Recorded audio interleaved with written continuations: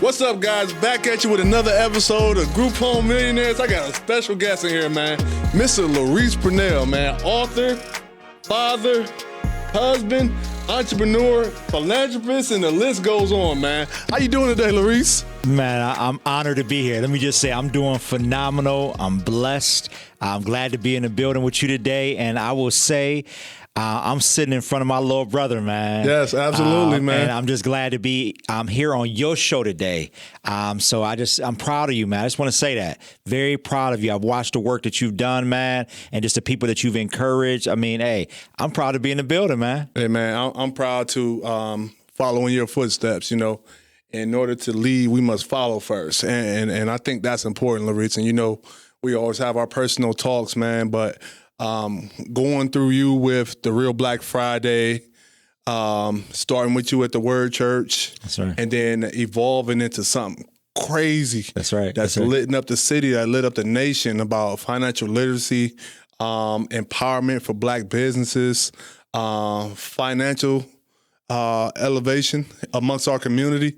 I mean, where do we start? You know, so we got a lot going on, man. A lot going on, but it's just, again, let me first say I've heard some just great guests that you've had on the show. Faith, family, finance. That's what I'm all about, man. So first, giving God all the credit for everything that we've been able to accomplish. Then my family, you know, just so glad and blessed to have them in my lives. People like you that keep me encouraged and keep me motivated to do what I do every day. And then finance. We can't do nothing in our communities. It's one thing. I'll give you a test. Call Dominion and tell them, hey, I need a prayer to pay that bill. You need money to pay that bill. So again, I encourage people to build wealth because their family needs it. It's a part of the foundation of what, you know, our country stands on. Yeah. So, I mean, you're the finance guy, you know, obviously, you have a successful business, CLE Consulting, where you're the managing partner, also the Black Box Fix. Well, I mean, what does it take on a day-to-day basis as far as being a serial entrepreneur, husband, father? Like, how's your balance like? What doesn't it take? Let me say that first. What doesn't it take? And I'll tell you, every day it changes what it takes, man. Because every season, what I've noticed about being in business is that every year calls for something different. I feel like every 6 months to a year, my business evolves. One, because I always train myself to be a student first. So if you're a student first, you're always learning. So if you're always learning, you should always be elevated. So again, the higher you go, the higher your wisdom should go as well. And sometimes people still, you know, they're growing and they keep saying, I'm leveling up, but they still operate with the same wisdom they did when they had nothing. So again, for me, I would just tell you it's a lot of sacrifice, man. And I'll give a shout out to my kids, you know, and you've watched them, Debo. I've drug them around. Even when I started the Real Black Friday, I used to throw them in the back, you know, my Tahoe. Every Saturday for about 16 weeks, I will pull up on Black businesses after working about 50 to 60 hours a week. And I would just say, hey, I'm here to check on you. I just want to know, what do you need in order to be successful? And I knew, one, that God had blessed it, and it was definitely a vision he gave me, because I would walk into small Black businesses. And one day what threw me off is a guy, he was like, hey, take a seat there. And I realized he let me come in the back, never met me, didn't know who I was. And I realized, I looked down, I was sitting on his safe. And I left there, and you might have think, well, that's just his safe. Well, that's how much trust that he had in me. He didn't even know me. So right there, I knew it was God. He had opened that door for me to do that. So again, people see your glory, but they don't know your story and what it took to get to that place. And again, a lot of sacrifices, man. And my kids have stood right by me the whole time. Even when Saturday, they wanted to be at the movies. Yeah. So I sacrificed my family to give back to this community. So again, when you see me, don't just say, hey, good job, Laurice. I want you to hug and love on my kids, love on my wife, love on my family, love on my friends, because they have sacrificed my love for them, for you as well. So again, a lot of sacrifices, man. But hard work, and don't say it ain't never over, because it's levels to everything. And it's, for me, it's like hard work continues. If you want to grow, I read more books now. People may say, well, Laurice, you're doing well. Why you keep reading? Because again, there's levels to everything. And as I grow, my rooms, my network, the cities I go to continue to grow. So I got to bring something new to the table every time I come. Oh man, where do I start from here? Hey man, Laurice, that's amazing information, bro, and to see the elevation that you've continued to accumulate is crazy, man. But one thing that I really like about you is you're big on putting other people in position and power. And I know I've been able to call you, and only not because we're brothers, because I have my foundation together. That's right. That's right. I know. It's times that you've been able to, support other people, other businesses, and let's talk about some of the achievements that you really proud of, and how have you shifted the culture not only here in Cleveland but made the nation think about what you're doing on a national platform. Man, what I want to say is one of the biggest accomplishments is that I look at, I never forget, where I come from. If you ever hear me speak here in Cleveland, always know on my way to come speak at your event, I ride down Broadway Avenue. And if my wife, if she was sitting here, she would tell you that I never forget where I come from. What I don't ever do is put myself on a pedestal. You never should call yourself humble. But on my arm, I look in the mirror every morning because I have it tattooed on my arm: holy, hungry, and humble. And what I do is I challenge myself to never think that I'm bigger than who God is. I stand behind the cross when I'm doing his work and elevate him. But I ride past this homeless shelter that me and my mother and my sister stayed in. And I remember when you see the movie Pursuit of Happiness, and Will Smith, locked him and his son in the bathroom. My mother and I went into the bathroom at Wendy's. They were closed. It was raining. We got shut off the shelter because we got there too late because we missed our ride to get there. And we went into Wendy's, and manager said, "Hey, we're going to clean to 2 or 3 in the morning, so we're going to allow y'all to stay in here with us." And she took us in the bathroom and she washed us up. I never forget that.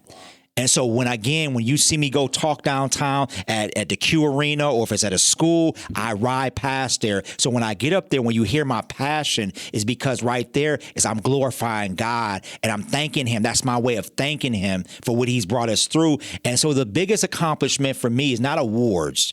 It's not awards, because I forget about them after some time. I'm going to be honest with you. It is my mother gets to see this. And I knew what we came through, man. I knew what she got over. I knew what the challenges when I thought we had a lot of birthdays. I thought I had about 12 birthdays a year. And I realized we just didn't have no lights. Because I'm like, man, how many candles do we have in this house?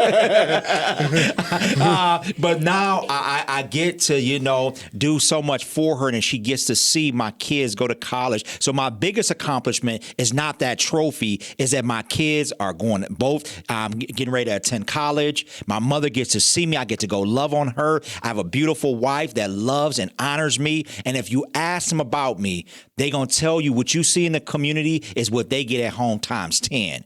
That's what I value. That is my trophy in life. Again, not the plastic or the Teflon or whatever they give me, wood, plaque. Yes, thank God for that, and I appreciate those honors. But again, it's how my family will speak about me. It's what people will say on the other end of that dash when you die. What would they say about you? And I care about that. So again, man, I would say, but I will tell you this, as a fellow Warrensville alumnus. Hey, man, talk to him. I'm going to say, I've spoken in a lot of places, some that were on my bucket list. But the one I've been waiting on was the Warrensville graduation. Okay, talk to him So about this, it. for me, right now, y'all, is the year of education. And you say, okay, Laurice, why is it the year of education? One, because I got to speak and do my high school graduation.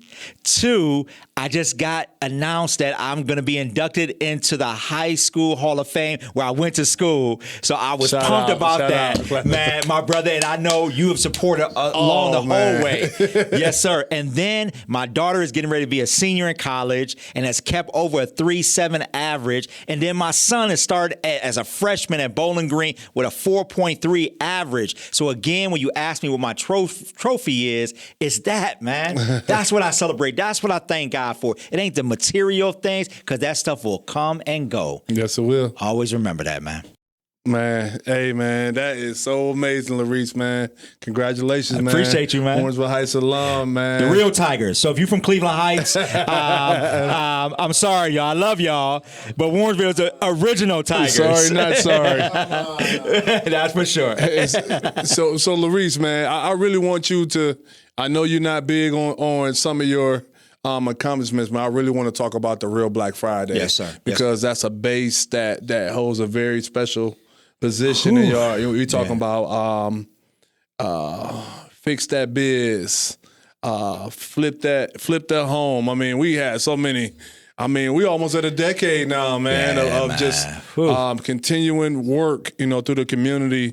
And giving back at the grocery stores, doing the groceries, giving out the car at Infinity. I mean, I can go down the list. Partying at Edgewater, with all that. We can do Public Square, where no major event has ever been done at Public Square as far as the urban community is concerned. So, man, talk about the real Black Friday, man, and what it means to you. And the guests, man, I mean, I picked up Cousin Jeff from the airport myself, y'all.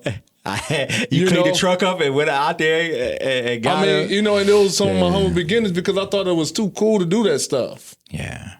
Until I really saw somebody doing it, and not only him directing it, but he did it too. Sorry. We was in Public Square, hauling the trash bags in the chairs. I'm like, people be asking me, he really do this stuff, y'all. We was just at the Father's Day event. We was rolling tables cleaning out up there, the tables. That's right. So I mean, this is real, y'all, man. And if you're not willing to roll up your sleeves and put the work in, man. Because it goes back to the purpose and your passion for it. If it's your calling, don't worry about what others think. See, what we do is, Debo, when we do the work, we're not worried about what people think. And again, if you ain't chasing an award or chasing, accolades, if you're doing it from your heart, and you're doing it for the people, that stuff don't matter, man. It's like, I get joy. So it's like, what brings you joy? What makes you come alive? Do that. And when I say helping our people make me come alive, and I will say, and I can publicly say this, I have made sacrifices on top of sacrifices on top of sacrifices to do the work that I've done in this community, man. I've sacrificed my kids' time. I've sacrificed my company. What y'all got to understand is helping our people is a sacrifice. And y'all would think like, oh, man, like that's just you a black person. You should just help black people. Well, why ain't more black people helping black people? Right. So if it's that simple, why aren't we helping each other? And so the saying I go by, we ain't gonna make it super deep, is it ain't no fun unless my homie can have some. Yeah. Right? Yeah. So for me, I've said that to you guys before, as we build anything, it ain't just about you. It's how many people you can bring alongside of you. And when I go to sleep comfortable every night is I know I help others. What I am is I have become a bridge in this community, and I don't care who I'm sitting in front of. So I don't have, I can't even think of the phrase right now. We're double consciousness. Okay. So if I go in the room and it's all whites and it's all Jewish people, if it's all Greek people, the same agenda stands when Larese Purnell walks in the door. It's like, hey, how can I help our community gain access and exposure to opportunities? So again, when you talk about, I'm getting ready to become the incoming board chair for the Cleveland YMCA. For COGC, that is now stepped forward, I'm getting ready to be their chairman. They just asked me to be the chair of the Cleveland Public Library Foundation, and I can keep going. 100 Black Men, eventually national. I'm going to do something. I'm on the national board now. Multiple boards I sit on, the Cleveland Clinic. But at the end of the day, when I go there, I tell people in this community, I'm bringing our community, I'm giving us access. So that's why when people call me, what I try not to do, what I don't do is I don't bull crap with people. I don't have time for that. Don't call me if you're not serious about your next level. But if you're serious, I'm going to help you get there. So again, that's the stuff people don't see. They don't see the late nights when a kid gets killed and I got to sit up with that mother and that father and talk and pray them through how many marriages have been at the brinks that they are in my basement at night and I'm praying for them, speaking life in them. They don't see that stuff. Absolutely. So again, that's the work that I'm committed to. So I'm just one of God's soldiers, man. And through this journey, you're going to take shots. And I'll tell you, that's the biggest thing that I wasn't ready for, Debo. I can say that. I haven't said it to nobody yet. You weren't ready for people to talk about you? I wasn't ready for that, man, because my heart, I wear my heart, and you know this, and you protected me. And that's why I thank God and I praise God for you, because you've protected me from a lot of stuff that probably would have came my way. And you don't know it. My wife noticed it. My kids notice it. That's why they love you the way I love you as well. So I would tell you, man, I wasn't ready for that because I do things from my heart. Like it ain't no motive. I've heard opportunists, politician, this and this and that. And I'm thinking like, they don't know me. They don't know me. They don't know me. And the ones that are talking usually are the ones that ain't doing nothing because they have time to talk. I don't have time to talk about nobody. Yeah. You know that. You know when somebody get negative, I change the subject. What I do is I say, oh, you don't like that person? And you've watched me do this on TV. I will bring people who have been feuding in the city together and say, sit at this table, let's talk. What's the real problem? Because don't come to me thinking I'm going to talk about that person. I'm going to help that person to get and to make sure that we're working together, man. You get a lot of different opposite calls, man. Oh, for sure, for sure. So again, man, it's like, that's probably the one thing you would ask me out of everything else. I knew I would have to grind. I knew what I would have to sacrifice. I knew it would be ups and downs. I knew it would be failures before you have success. And that's again, as long as you're failing forward, the thing I wasn't ready for was how to deal with people. And when they attack you, especially the people that you help. Now, how that feel when you help somebody and they don't realize that you put your career on the line? Yeah, man, like they don't realize that you put yourself in a box because it ain't the most popular thing saying that you Mr. Black, black, black, black, black, black. Like y'all think like that's a sacrifice. That's a sacrifice when I sit at the table and I'm the only black man and I walk in the room. They're like, oh, that's that guy who love black people. Do y'all think that they always clapping their hand like, oh, no, they looking like, okay, is he a threat to us? So again, for me, that's what you don't realize, that I sacrifice myself and my family for that at times. I'm glad you bringing that up, Laurice, and I'm gonna home things back in a little bit, but man, I struggle with, I have struggled with even wearing a Juneteenth shirt with my next door neighbors being Caucasian sometimes. So we talking about a man sitting in a room full of millions and billionaires on private jets with CEOs and still keeping that same objective, but still getting ridiculed from the people that's talking from behind the cameras. Hamburger. Yeah. I've been up personally 7 a.m. all the way to about 11 at night. 5 a.m. before the birds was even up. Downtown Public Square, man. You and I, we stayed downtown that one year. And we went to work, man. And it's nothing but God and the drive to help people. Ain't nobody getting paid no money like that to be doing that type of footwork. I'm talking about calves burning and everything else. Chairs on your back, man. So I know what type of work inside the offices, inside these meetings that we're not all able to get to happens. He's taking me to some of these meetings with some of the big sponsors in the city. I've been there, and I've modeled my things after Laurice. I really go home this in, Laurice, because I need the people to know now. We need some good information. I think they know who you are now. Yeah. And so I hope they feel me. I hope you feel me. So now I need the people to know because you do manage some individuals that bill Medicaid and Medicare and stuff like that. And if you could Go over some basic principles that your expectations from being a financial, having a financial company and having, CLE consultant, and what some of the key things that you see them be successful at, and some of the other businesses that you see, may struggle at, and kind of bridge that gap for me a little bit. Power of 7. The power of 7. I used to call it power of 5. If you want to do real business, you got to have the power of 7. What we do is it's like we bring, from a financial perspective, you hear the saying goes, we bring Jordans to the baby shower, they bring life insurance to the baby shower.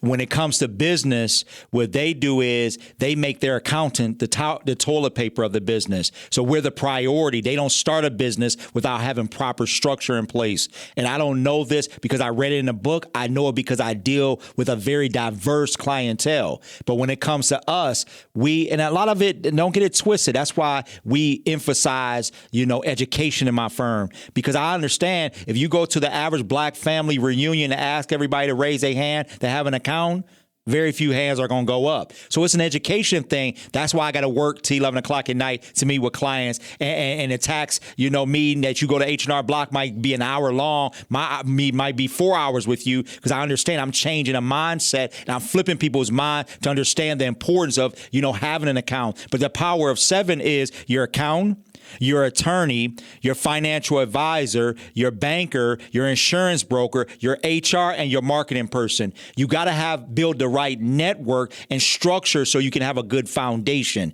So we're trying to build businesses and saying that they're going to be, go from hobbies to being businesses to being enterprise with no structure. And the thing is, I'm past talking about business now. Mm-hmm. I'm building enterprises now. I'm building businesses that will last 2 to 3 generations, because 90% of businesses never make it to the 3rd generation. 75 never make it to the 2nd generation, because most people, get into a business that their kids have no interest in. So when you're gone, you think you're going to leave it to them. They have no interest. So as soon as you die, they're going to sell it. So again, I would just say to you, having that power of 7, so you have structure. And then I would say, pay people and let them do what they do.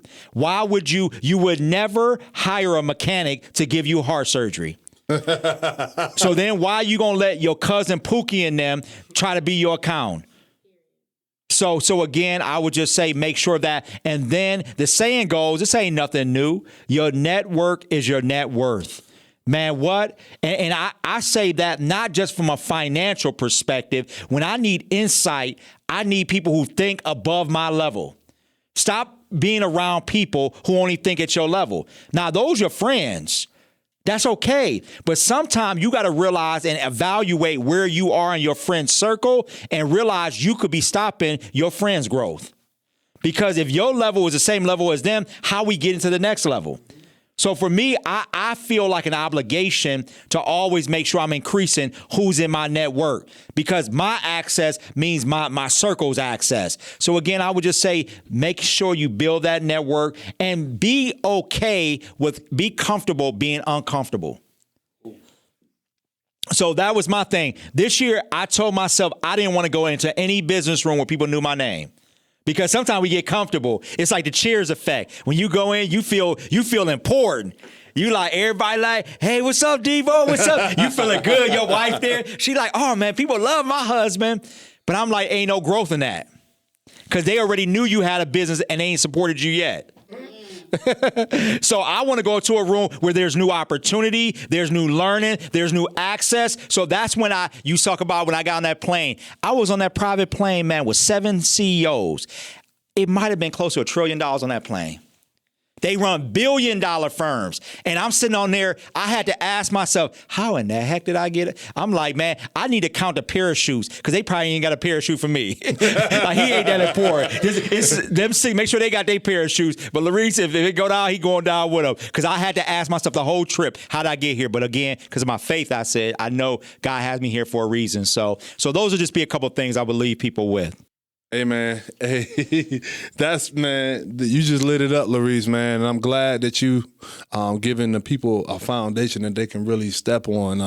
A lot of people don't have access to that. Well, I ain't gonna blame that they don't have access to it. They're ignorant and they don't know that they're supposed to have those 7 basic tools to really propel them in the right direction. And even I've struggled with that in the beginning of business, and now it's like normal. It's like buying my kids cereal. I'm going to have my accountant. But I'm gonna give you kudos though, man, because beyond just having your account, you're willing to be held accountable. In our community, sometimes we get a little money and we don't want nobody to tell us nothing. And again, it goes back to being a student for life. Always be willing to learn because somebody knows more than you know. Because it's like the entrepreneur. Y'all seen the thing, the meme on social media where they wear like 10 hats. I'm the CEO. I'm the marketing person. I'm the finance person. Jack of all trades and master at none. And the thing about you is you value that. So when I call you and I say, Debo, this is the way, you're like, got you. Let's do it. And you're willing to do that. So again, don't just hire a person and then want to lead them. Then that's the wrong person. Because if you pay them and you lead them, then why are you paying them? Because you're doing their job for them.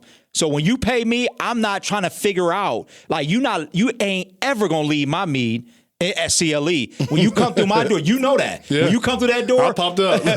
I'm going to say, hey, Debo, this is what we're doing. Pull this up. I'm going to give you advice. Now, should you be ignorant and not do some of your own research? But I train my people how to hold me accountable.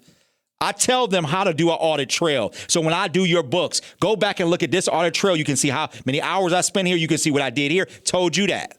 So you can see I'm okay with accountability because I can't ask you to do what I'm not willing to do. Man, come on, man. Hey, Laurice, I don't know where else to go with this one, man.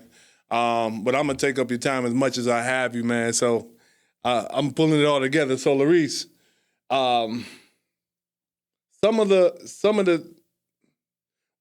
hurdles that you think that we face as a community? I know you hear a lot of whispers saying the pandemic. It's a recession coming. Can you speak on that and tell us, how are you putting your foundation together as Larese Purnell as you prepare to, see, or you may even know the numbers because you manage a lot of different clients and you see the fluctuation and the numbers going up and down. What is your advice to the general public? When I say general public, our community, about what you may forecast that's coming down the pipe that we can kind of prepare for. I know we did during the pandemic. We did a Zoom with Freddie Collier. We did that one. We did the wheel with when we did the live wheel with Stanley Jackson. What's some of the things that we can tell our community to kind of prepare for as far as finances and getting things together, or even kind of getting a base together? I mean, we already spoke about insurances and things of that nature. What's some other things that you think we need to be prepared for as a community, not only as general workers, yes, and as small business owners? How do we continue to open that meeting that you're at? How do we get to open that door? How do we be able to at least see what monies are available? Where's those resources at, Laurice? When people, you see on IG so much, bro, and I just gotta ask you because people want to know, man, because I get asked this question as a consultant there all the time.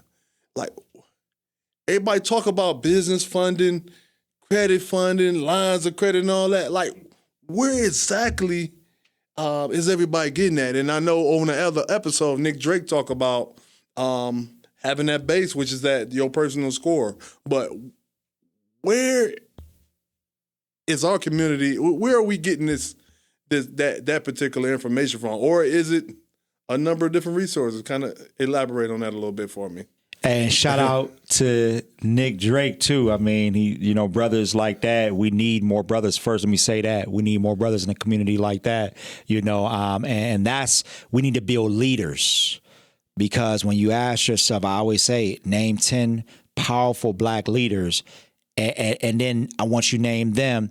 I want you to name 10 black leaders that they've elevated in their circle, in this community. So that's 100 black leaders. So it's one thing for them to be a black leader, but if you can't, you evidence a leader by people that he makes leaders or she makes leaders. And again, so for me, it's not about the popularity. What I want to do is, a part of my legacy is how many other black financial minds am I going to create that will run companies that are not just million, but billion-dollar companies here in this community. So I'm building black, powerful accountants right here in this city. So again, I would say, but he said something, this, you can't be my client if we don't talk about, I don't do credit. So people call me all the time because they see me teach it. That's my ministry. I don't do that at CLE. We're an accounting firm. But I understand if I do financial statements for you, and I don't talk about that, now we got your books together and it's time to go get that building or get access.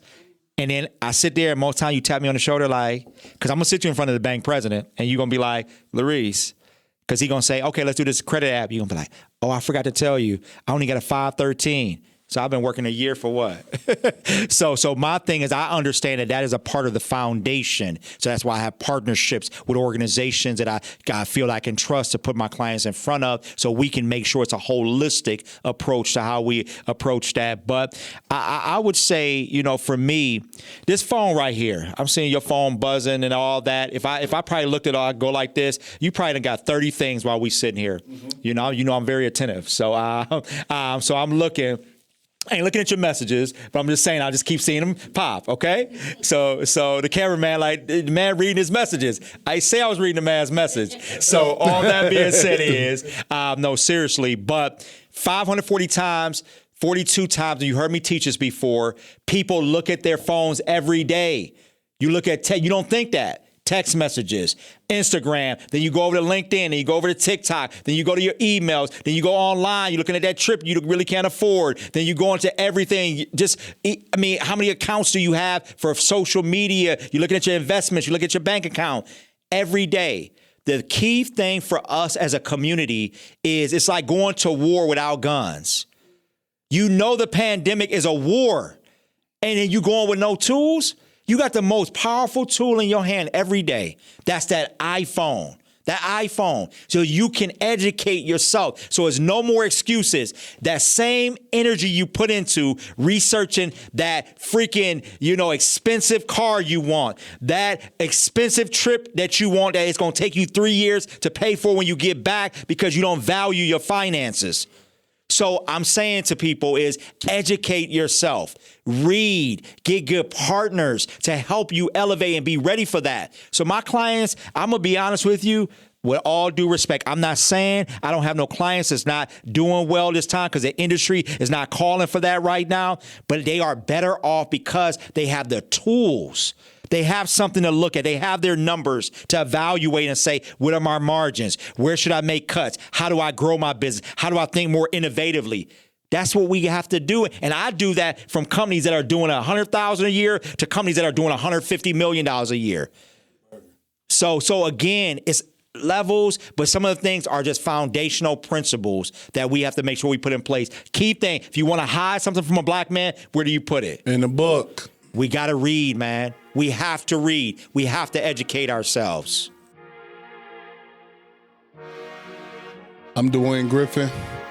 This is Larese Purnell, Group Home Millionaires. Thank you.